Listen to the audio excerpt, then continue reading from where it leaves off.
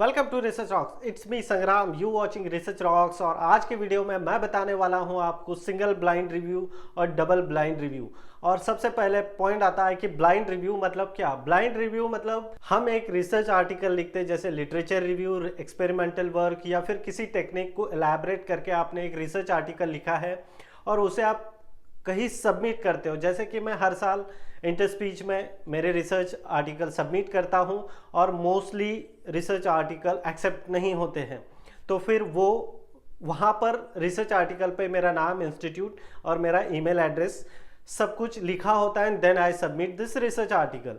But blind review का एक फ़ायदा होता है, यदि आपका रिसर्च आर्टिकल जेन्यून है और उसमें कुछ परसेंटेज का रेशो है, जैसे 60-70% जेन्यून रिसर्च है आपका और आपने भी अच्छे से भी बहुत अच्छे से लिखा है, तो मोस्टली सबसे ज़्यादा पॉइंट होते हैं कि आपका पेपर एक्सेप्टेंस होने का रेशो सबसे हाई होता है, बिकॉज ऑफ आपने वो रिसर्च आर्टिकल ब्लाइंड रिव्यू से सबमिट किया है।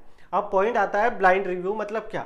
जैसे कि मैंने एक रिसर्च आर्टिकल लिखा और फिर उसे सबमिट करने से पहले मैं उसे सबमिट करता हूं ओनली एब्स्ट्रैक्ट के नीचे वाला पोर्शन। अब जैसे कि सिंपल वे में बताता हूं मैं आपको, रिसर्च आर्टिकल हम किस तरह से सबमिट करते हैं। टाइटल लेते हैं, फिर ऑथर नेम, फिर इंस्टीट्यूट और फिर ईमेल एड्रेस और फिर एब्स्ट्रैक्ट से हम रिसर्च आर्टिकल लिखकर सबमिट करते हैं। ब्लाइंड रिव्यू में हम सबमिट करते हैं हमारा रिसर्च आर्टिकल ओनली टाइटल और एब्स्ट्रैक्ट के नीचे वाला पोर्शन। हम उसमें ऑथर नेम, ना मेरा नाम, ना मेरे रिसर्च गाइड का, ना मेरा इंस्टीट्यूट, ना मेरे रिसर्च गाइड के इंस्टीट्यूट का जिक्र होता है। मतलब हम वो इंफॉर्मेशन वहाँ फिलअप नहीं करते। Without fill up those information you submit your research article in this particular journal, particular conferences.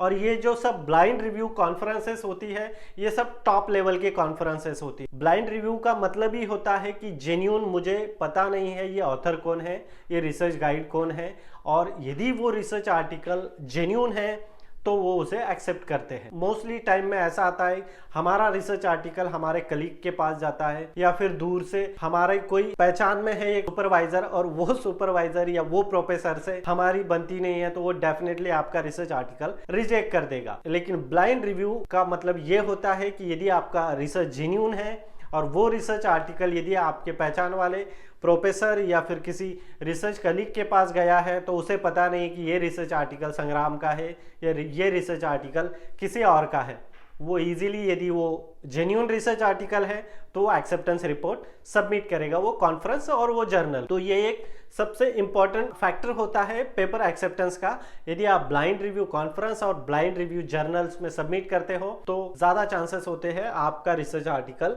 Acceptance के। अदरवाइज आपको रेस्ट ऑफ चीजें तो पता ही होगी। तो ये था ब्लाइंड रिव्यू से रिलेटेड रिसर्च टॉक। होप आपको पसंद आया होगा। यदि आपका कुछ सुझाव हो तो प्लीज मुझे कमेंट करके बताइए। मैं ऐसे ही रोजाना रिसर्च से रिलेटेड वीडियोस लेकर आऊंगा। तब तक के लिए जय हिंद, वंदे मातरम।